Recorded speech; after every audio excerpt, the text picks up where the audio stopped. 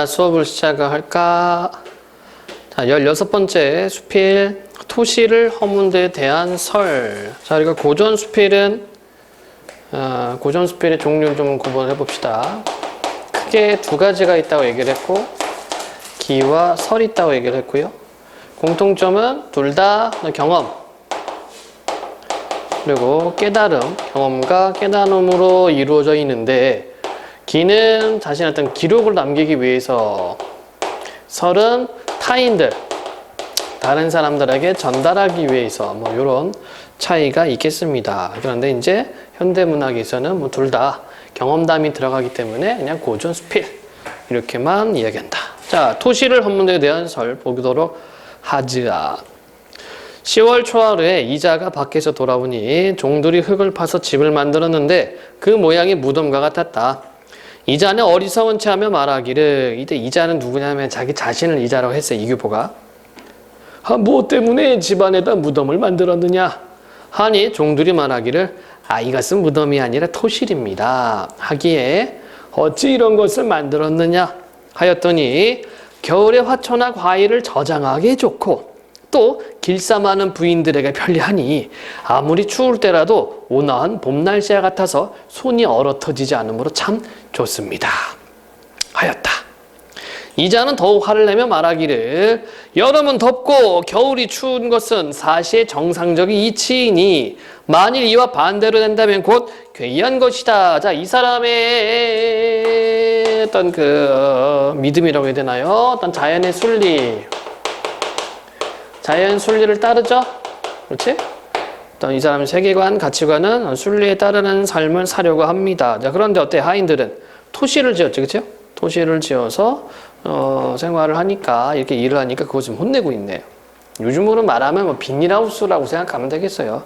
겨울에 작업하기 힘드니까 이걸 만들었는데, 옛적 성인이 겨울에는 털옷을 입고 여름에는 배옷을 입도록 마련하였으니 그만한 준비가 있으면 족할 것인데, 다시 토시를 만들어서 추위를 더위로 바꿔놓는다면 이는 하늘의 명령을 거역하는 것이다. 사람은 뱀이나 두꺼비가 아닌데 겨울에 굴 속에 엎드려 있는 것은 너무 상스럽지 못할 일이다. 길쌈이란 할 시기가 있는 것인데 하필 겨울에 할 것이냐. 또 봄에 꽃이 피었다가 겨울에 시드는 것은 초목의 정상적인 성질인데 만일 이와 반대로 든다면 이것은 괴이한 물건이다. 자, 이것이 뭐예요? 거기는 꽃이라고 되어 있네요. 괴이한 물건을 길러서 때 아닌 구경거리를 삼다는 것은 하늘의 권한을 빼앗는 것이니 이것은 모두 내가 하고 싶은 뜻이 아니다. 빨리 헐어버리지 않는다면 너희를 용서하지 않겠다. 그냥 요거, 그렇죠? 자연적 질서에 순응하는 어떤 가치관, 세계관을 가지고 있습니다. 만일 우리가 앞에서 봤었던 박지원이가 이규보를 본다면 막 비판을 할 거예요, 그렇지? 저런 얼마나 토실이 얼마나 좋냐, 그게 효율적이고 생활에 실생활에 도움이 되는 건데 그거를 무슨 말도 안 되는 걸 반대하느냐라고 할 겁니다. 하였더니 종들이 두려워하여 재빨리 그것을 철거하여 그 제목으로 뗄나무를 마련했다. 그리하고 나니 나의 마음이 비로소 편안하였다. 뭐 적당히 하면 좋죠. 너무 심하게 해서 자연 파괴를 일삼다면 문제가 되겠지만, 자, 문제 볼까요? 그러면 1번. 윗글의 문제 상황이 발생한 원인으로 가장 적절한 것은 토실의 실용성에 대한 이자의 회의, 토실에 대한 이자와 종들의 상반된 관점, 토실의 용도에 대한 이자의 잘못된 이해, 토실을 만든 종들의 의도에 대한 이자의 의심, 토실을 만드는 데 소요되는 비용에 대한 이자의 불안. 몇 번? 2번이 되겠어요. 그렇죠? 그래서 이자, 즉 이규보는 어떤 자연에 순응하는 삶을 살아가는 사람이라면 어떤 종들은 약간 효율, 편리함을 추구를 했습니다. 자, 두 번째 박스, 적절하지 않은 것. 한문 문체 중에 하나인 설은 이치에 따라 사물을 해석하여 시비를 밝히면서 자기 의견을 덧붙이는 글이다. 일반적으로 사실과 의견의 2단 구성으로 이루어진다. 자연의 섭리라는 이치에 따라 토실에 대하여 해석하고 있는 작품, 그렇고요. 종들이 토실을 짓는 것을 목격한 일상생활의 경험을 바탕으로 한 글, 그렇고요. 사물을 통한 글쓴이의 깨달음을 보편적 현상으로 확장시키고 있는 글이야, 그렇고요. 글쓴이가 글의 표면에 등장하는 대신에 글쓴이의 의견을 대변하는 인물이 등장하고 있어. 이자. 겨울에 토시를 짓는 것은 자연의 섭리를 거스르는 일이기 때문에 옳지 않다는 셈 표죠. 그렇죠? 자, 아닌 건 뭘까요? 뭘까?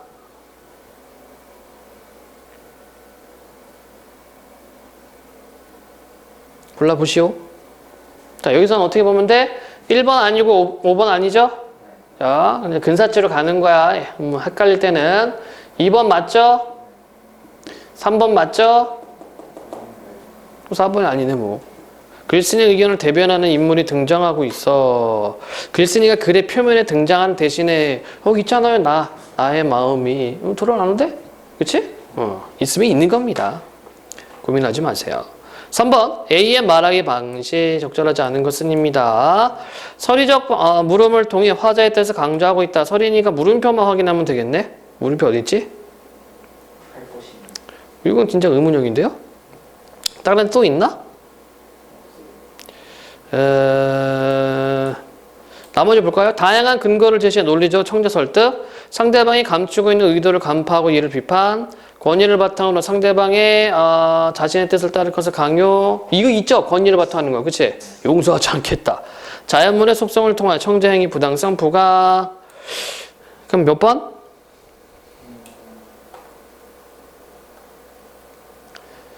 서리. 잠깐만, 서리 좀 찾고 있습니다.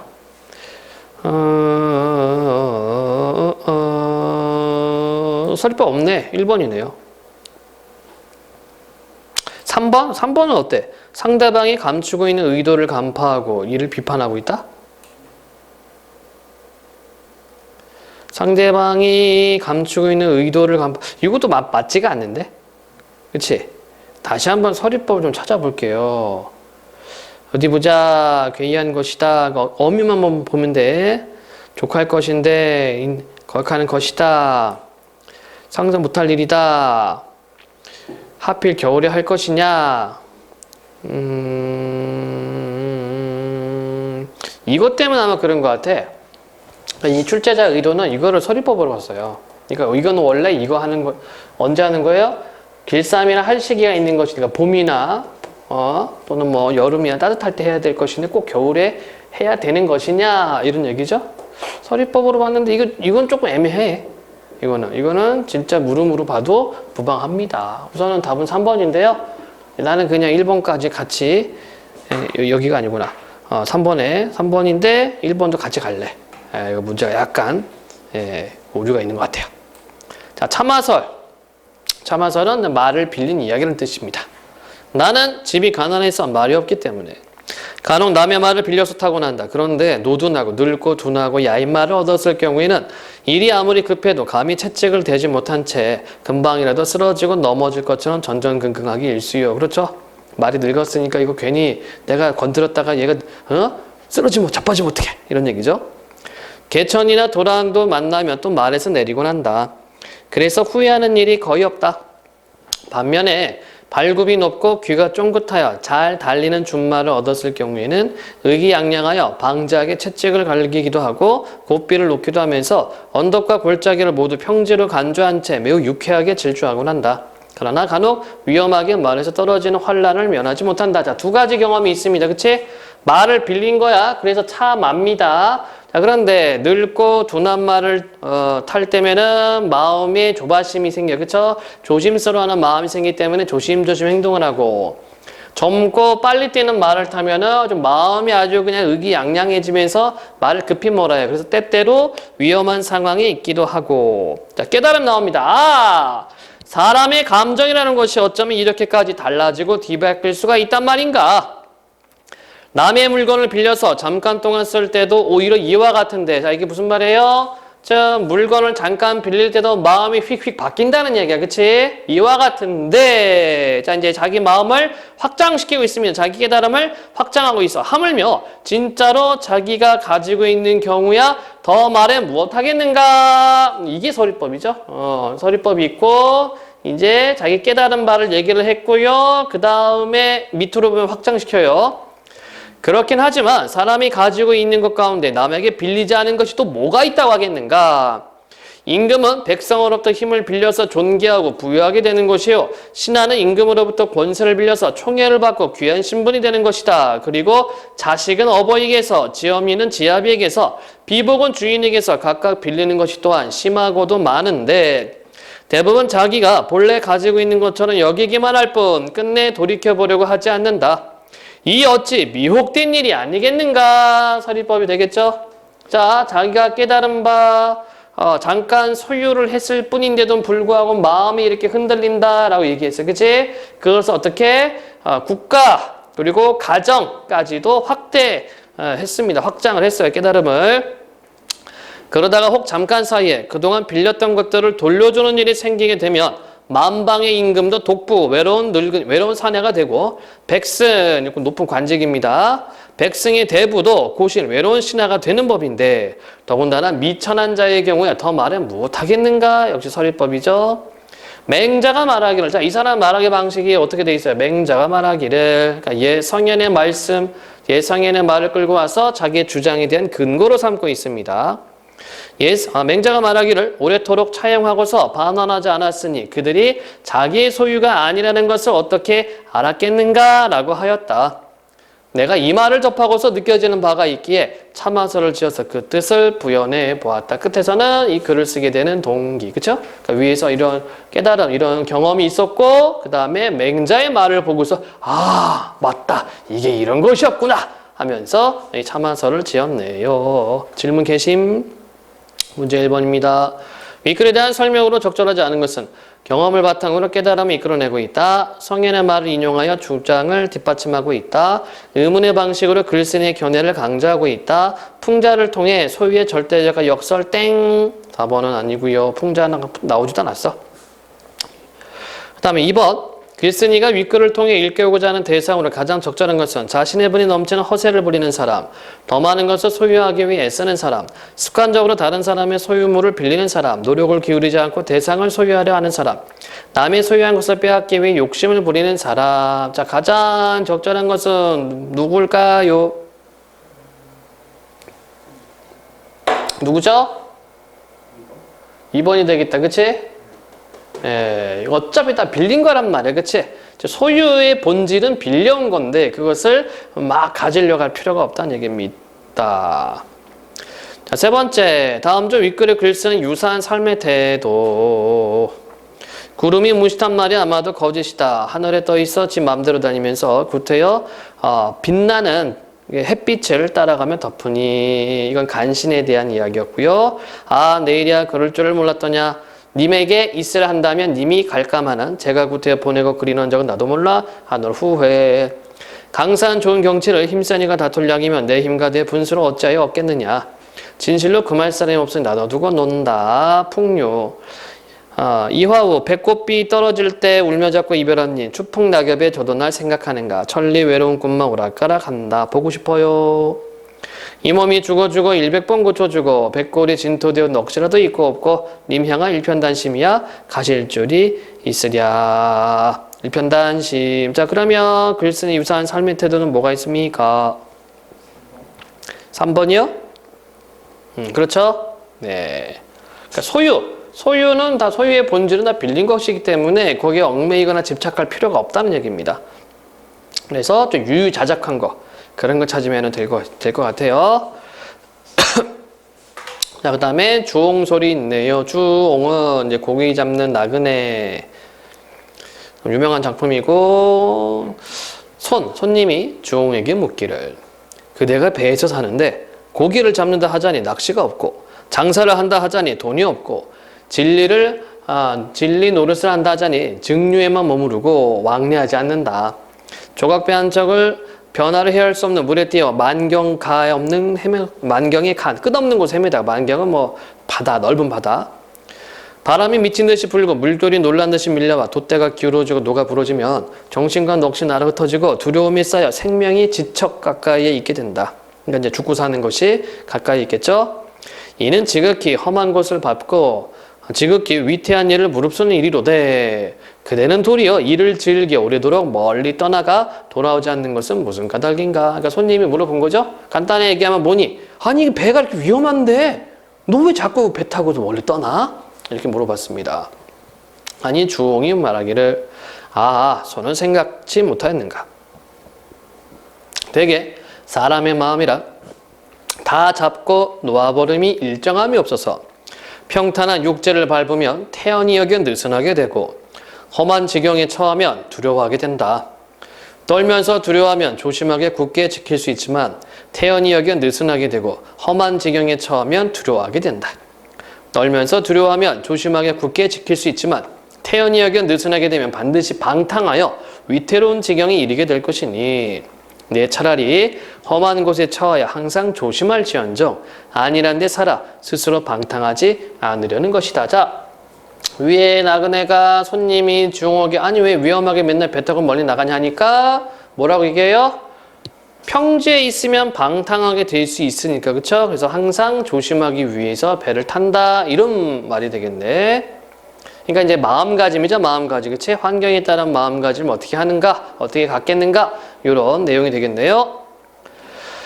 하물며 내 배는 이리저리 떠다니는 것이 아니라 일정한 형태가 없어서 혹시 한쪽으로 무거우면 그 형세가 반드시 기울어지게 되는 것임이랴. 좌우 어느 쪽으로도 기울지 않고 무겁지도 가볍지도 않게 내가 그 한가운데를 지켜 평형을 잡은 뒤에야 기울지 않아서 내 배의 평온을 지키게 되니 아무리 풍랑이 세차게 몰아친다고 한들 어찌 편안한 내 마음 상태를 어지럽게 할 수 있겠는가. 서리법 돌아갔죠? 자, 이런 걸 뭐라 그래? 중용이라고 그러지, 중용. 그치? 가운데를 지키는 것. 또 인간 세상이란 하나의 거대한 물결이요 인심이란 하나의 거대한 바람이다. 즉 그때그때 변하기를 잘한다는 얘기네요. 보잘것없는 내 한 몸이 아득히 그 가운데에 빠져 표류하는 것이 마치 조각배 한 척이 말리나 되는 큰 물결 위에 떠있는 것과 같다. 비유하고 있어.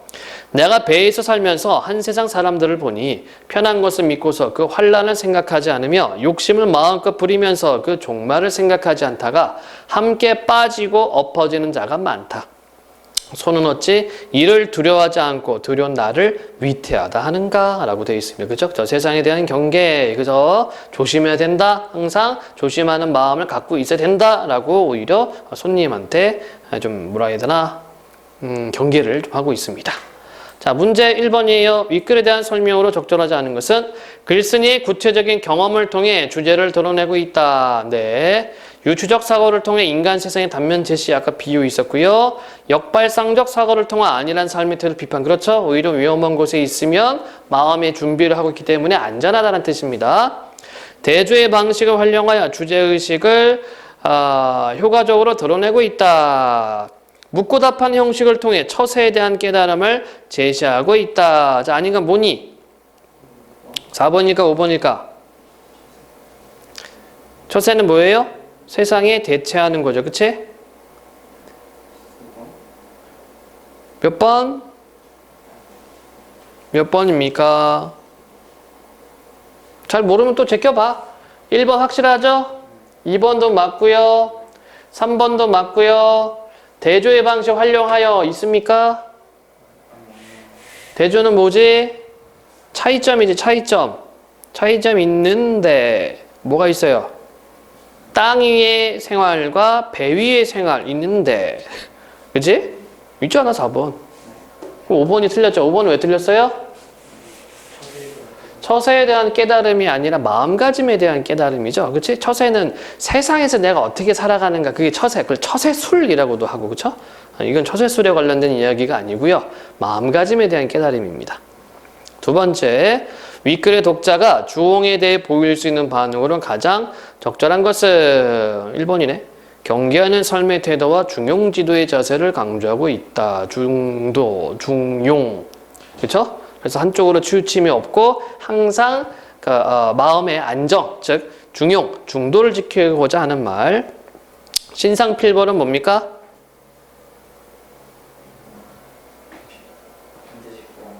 반드시 벌하는 건 맞고. 신상은 뭐니?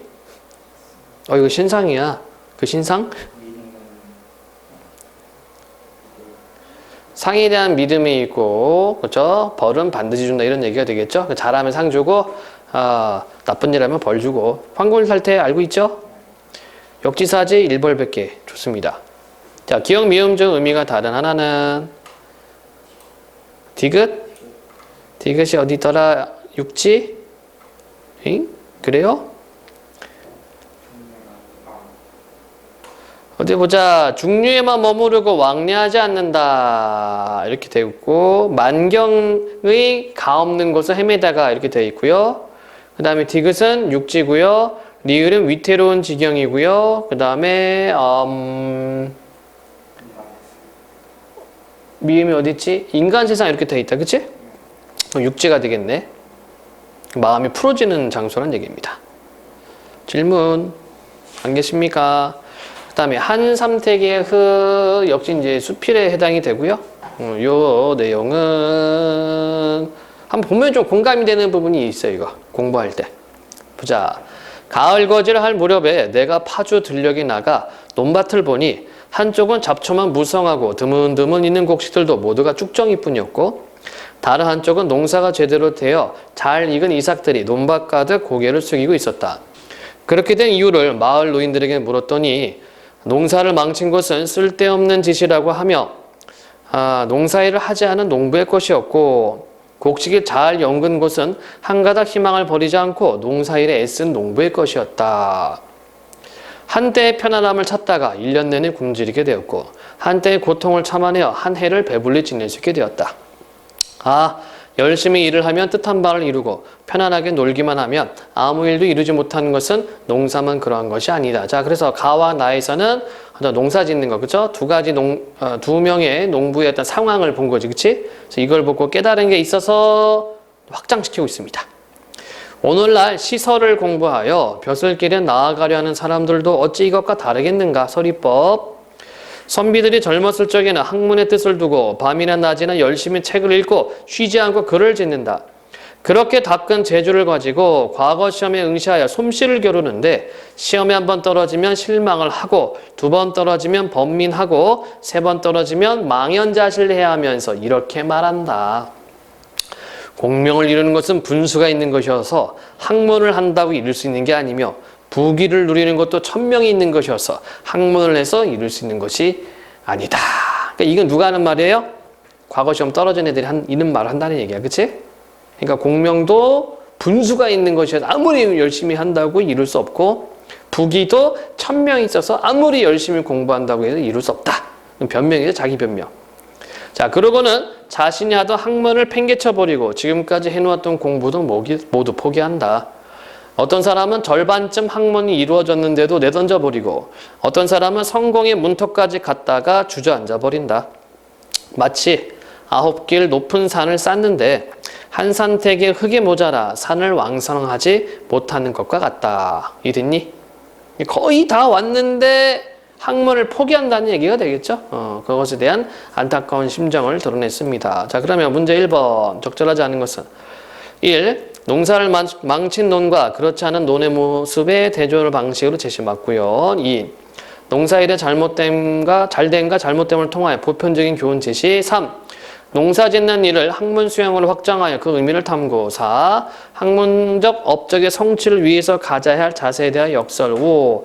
학문을 쉽게 포기한 사람들에 대한 안타까운 감정 표출. 아닌 것은? 아닌 것은 뭐예요? 뭐 그렇게 오래 걸리지? 이거 그냥 한 방에 제끼는 거잖아요. 4번이 4번. 아까 4번은 뭐라고 그랬죠? 라달락은. 과거 떨어진 사람들의 변명입니다. 그렇죠? 공명과 부귀는 아무리 학문을 쌓는다고 해서 얻을 수 있는 거 아니야? 그건 다 운명이 있어. 천명이 있는 거야. 라는 시험 탈락자들의 변명. 두 번째 박스, 적절하지 않은 거. 실제 않은 사실을 들어 이에 대한 생각이나 느낌이 자연스럽게 드러나게 서술하는 갈래가 교술갈래다. 따라서 교술갈래는 실제 있었던 일을 통해 자신이 느끼고 깨달은 바를 독자에게 전달할 목적을 가지고 있다. 그러니까 교술이라고 하면 경험입니다. 경험이라고 하면 교술입니다. 독자에게 학문 탐구의 자세에 관한 깨우침을 주기 위해 쓴 글이건 포기하지 말란 얘기죠. 2. 농사를 짓는 농민들의 상반된 처지를 직접 보고 들은 경험이 글의 바탕이 되었군. 3. 비유적 표현을 활용하여 글쓴이가 말하고자 하는 바를 인상적으로 독자에게 전달하고 있군. 4. 글쓴이는 비유적 표현은 그래 뭐가 셨습니까? 한삼택의 흙, 그치? 글쓴이는 농사를 짓는 일과 학문을 탐구하는 일 사이에 비슷한 점이 있다고 느낀 모양이군. 5. 대화의 형식을 활용하여 구체적인 사건을 부합한 동시에 글쓴이의 의도를 효과적으로 전달하고 있고. 대화의 형식이 있나요? 없습니다. 네. 질문. 3번 기억과 니은의 의미. 기억이 어딨지? 안 보인다. 9길 높은 산. 한삼택의 그 마지막 정점. 그쵸? 그래서 3번 아니면 4번. 4번이 되겠다. 그죠? 예. 다음에 고전수필 원희 아버진께 당신 언제나 나에게 이거 편지예요. 편지. 둘이 머리 휘어지도록 살다가 함께 죽자고 하셨지요. 그런데 어찌 나를 두고 당신 먼저 가십니까? 나와 어린아이는 누구의 말을 듣고 어떻게 살라고 다 버리고 당신 먼저 가십니까? 당신 나에게 어떻게 마음을 가져왔고 나는 당신에게 어떻게 마음을 가져왔었나요? 함께 나오면 언제나 나는 당신에게 말하곤 했지요. 여보, 다른 사람들도 우리처럼 서로 어여삐 여기고 사랑할까요? 남들도 정말 우리 같을까요? 되게 좋아했나 보다잉. 어찌 그런 일들 생각하지도 않고 나를 버리고 먼저 가시는가요? 당신은 여의고는 아무리 해도 나는 살 수 없어요. 빨리 당신에게 가고 싶어요. 나를 데려가 주세요. 당신을 향한 마음을 이승에서 잊을 수 없고 서러운 뜻 한이 없습니다. 내 마음 어디에 두고 자식 데리고 당신을 그리워하며 살 수 있을까 생각합니다. 이 내 편지 보시고 내 꿈에 와서 자세히 말해주세요. 당신 말을 자세히 듣고 싶어서 이렇게 글을 써서 넣어드립니다. 자세히 보시고 나에게 말해주세요. 당신 내 뱃속에 자식 나오면 임신했나 보다. 자식 낳으면 보고 말할 것 있다 하고 그렇게 가시니 뱃속에 자식 낳으면 누구를 아버지라 하시라는 거지요. 아무리 한들 내 마음 같겠습니까? 이런 슬픈 일이 또 있겠습니까? 당신은 한갓 그곳에 가 계실 뿐이지만 아무리 한들 내 마음같이 서럽겠습니까? 한도 없고 끝도 없어 다 못쓰고 대강만 적습니다. 이 편지 자세히 보시고 내 꿈에 와서 당신 모습 자세히 보여주시고 또 말해주세요. 나는 꿈에서 당신을 볼 수 있다고 믿고 있습니다. 몰려와서 보여주세요. 하고 싶은 말 끝이 없어 이만 적습니다. 병술 6월 초하룻 날 집에서 아내가 굉장히 보고 싶은가 봐. 남편이 그죠? 남편이 죽고 그다음에 너무 그리워하는 마음에서 편지를 쓰고 꿈속에 와달라고 이야기를 하네요. 최근에 그런 게 있지 않았나? MBC에서? 혹시 아니? 그 딸 죽었는데 그거를 MBC 제작진이 기술진 만나가지고 AI 인공지능 만들어낸 거예요. 그래서 이제 VR로 평상시에 걔 말투, 습관, 행동해서 소위 이제 아바타를 만들어서 감동이 도가니였다고 뭐 그러던데. 1번 윗글을 읽은 학생의 감상으로 가장 적절한 것은 이런 상황이야말로 전화위복 정말 고립무원의 느낌이 들 수밖에 없겠어. 이렇게 되면 순망치한이 들 수밖에 없어. 이런 상황에서 절치부심하면 소용없지. 글쓴이는 남편에 대해 각골난망함을 느끼고 있군. 답은요?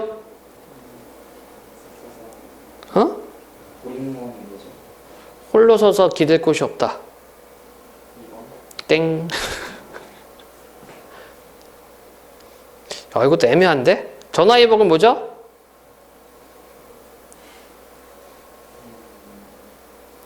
전 바뀐다, 화, 재앙, 위, 된다, 복. 그죠? 재앙이 복으로 바뀌는 거. 고립무원은 방금 얘기한 거야. 홀로 서서 기댈 곳이 없다. 이런 얘기죠. 순망치한은 입술 순망 없어요. 치, 이, 한, 춥다. 입술이 없어서 이가 시리다는 얘기입니다. 그러니까 이게 어떻게 보면 답이 3번도 될 수가 있어. 절치부심은 이가 부러지도록 마음 먹는 거. 어디 두고 보자 그 이 막 뿌드득 하는 거야. 각골난망 뼈의 세계에서 잊지 못한다. 5번이군요 이거. 쏘리.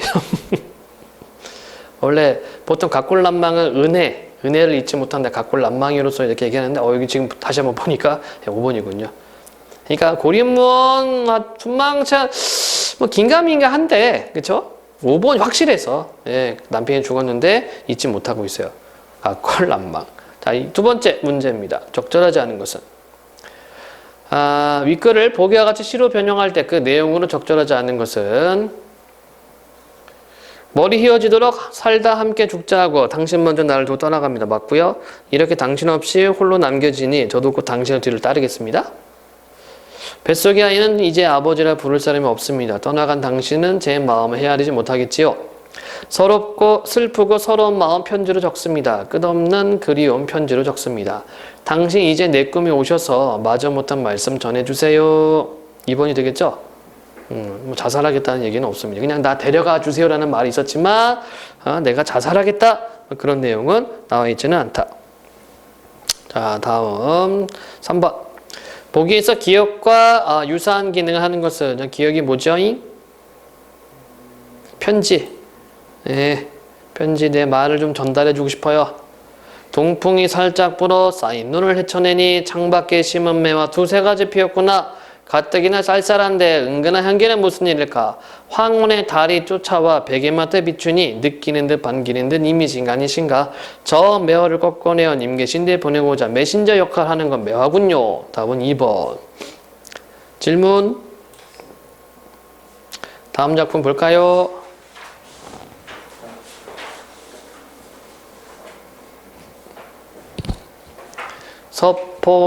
서포만필 김만중 송강의 관동별곡 전후 3위인가 전후 3위인가 3위인곡하고 송미인곡 예. 이건 우리나라의 이소나 걸작이라는 얘기입니다. 그것은 문자로서는 쓸 수가 없기 때문에 오직 악인들은 이제 악기 연주하는 사람들 악인들이 구전하여 서로 이어받아 전해지고 혹은 한글로 써서 전해질 뿐이다. 이해되셨음? 네, 그러니까 이제 이게 우리 글이기 때문에 노래할 수 있다는 얘기죠. 구마라스비 말하기를 천축인 인도인의 풍속은 가장 문체를 숭상하여 그들의 참불사, 부처님 찬양하는 노래란 뜻입니다. 찬송가, 참불가 같아요. 참불사는 극히 아름답다. 이제 이를 중국어로 번역하면 단지 그 뜻만 알 수 있지 그 말씨는 알 수 없다 하였다. 이치가 정녕 그럴 것이다. 자, 그래서 뭡니까? 노래하려면 그 나라 말로 해야 된다는 얘기입니다. 사람의 마음이 입으로 표현된 것이 말이요 말의 가락에 있는 것이 시가 문부이다. 사방의 말이 비록 같지는 않더라도 진실로 말할 수 있는 사람이 각각 그 말에 따라 가락을 맞춘다면 다같이 천지를 감동시키고 귀신을 통할 수가 있는 것은 유독 중국만이 그런 것은 아니다. 지금 우리나라의 시문은 자기 말을 버려두고 다른 나라 말을 배웠어요. 이거 한자죠. 다른 나라 말을 배워서 표현한 것이니 설사 아주 비슷하다 하더라도 이는 단지 앵무새가 사람의 말을 하는 것과 같다. 여염제 골목길에서 나무꾼이나 물깃는 아낙네들이 에야디야 하며 서로 주고받는 노래가 비록 저속하다 하여도 그 진가 참 가치를 따진다면 정녕 학사대부의 이른바 시부라고 하는 것과 같은 입장에서 논할 수는 없다. 하물며 이 삼별곡은 관동별곡, 삼위인곡, 송민곡은 천기의 자바람이 있고 하늘에 어떤 그 부여받은 것이 스스로 일어난다는 얘기예요. 이속 세상입니다. 이속에 비례함도 없으니 오랑캐 세상에 촌스러움도 없으니 자고로 좌해의 진문장은 이 세 편뿐이다. 진정한 작품은 세 개뿐. 그러나 세 편을 가지고 논한다면 후미인공이 가장 높고 관동별곡과 전미인공은 그래도 한자를 빌려서 수식을 했다. 이랬니? 우리말의 아름다움에 대한 어떤 논평이라고 보시면 될 것 같아요. 정확합니다. 정확하게 봤어.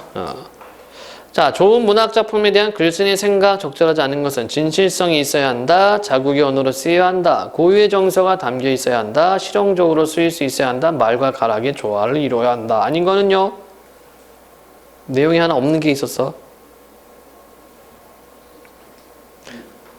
응? 무엇이라고요?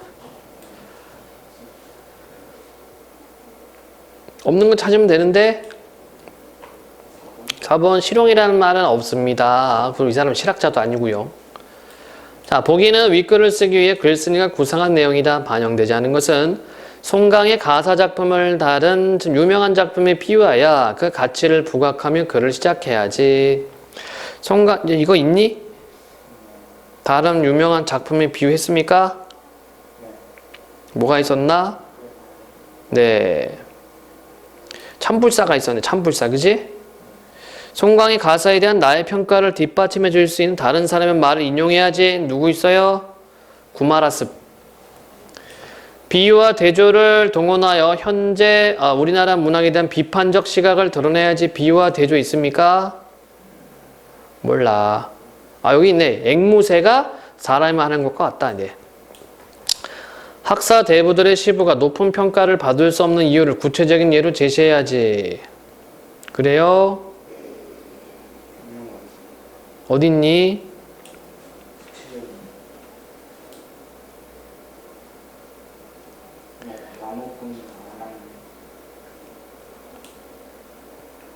응? 자, 봐봐. 주고받는 노래가 비록 저속하다 하여도 그 진가를 따진다면 정녕 학사대부들의 이른바 시부라 하는 것과 같은 입장에서 논할 수는 없다. 이렇게 해놨어요. 그죠? 송강의 가사작품 중 가장 높게 평가하는 작품을 그 이유와 함께 제시하며 글을 마무리해야지. 그래요? 그럼 아닌 건 뭐야? 4번. 그러니까 얘네가 왜 높은 평가를 받을 수 없는 이유, 예를 학사대부의 시 예를 들어야 되는 그걸 예를 안 했죠. 그치? 이건 예가 아니라 비교를 했습니다. 비교 대조를 통해서 얘기를 했고. 3번 박스. 입으로 불러 노래가 되는 것이지만 그 말은 마음으로부터 나온다. 곡조가 맞지 않는다 하더라도 천지는 드러나는 것이다. 나무하여 부르는 노래나 농사 지으며 부르는 노래라 하더라도 자연으로부터 우러나온 것이라면 그것은 이리저리 주워 모아 다듬으면서 말은 옛것을 쓰면서 천기를 깎아 없앤 사대부의 시보다 오히려 나은 것이다. 적절한 공통점입니다. 감정을 진실되게 표현한 작품이 가치가 높다고 생각한다. 옛말을 사용하여 만든 작품은 저속하고 가치가 없다고 생각한다. 좋은 문학 작품은 진실한 삶을 사는 사람들만이 쓸 수 있다고 생각한다. 문학은 읽는 이에게 깊은 감동을 주어 삶을 변화시키는 힘이 있다고 생각한다.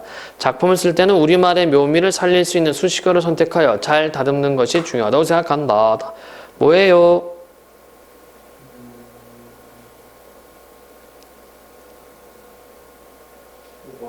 오 번 맞님?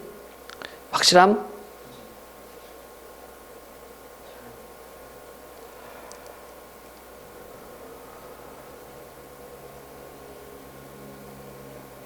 확실합니까? 우리말 묘미를 살릴 수 있는 수식어를 선택해라? 이거 없잖아. 이거 뭐 아니지. 뭐예요 그럼?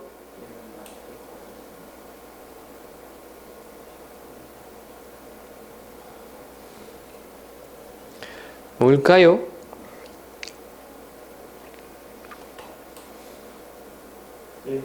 1번이죠, 1번. 진실된 거.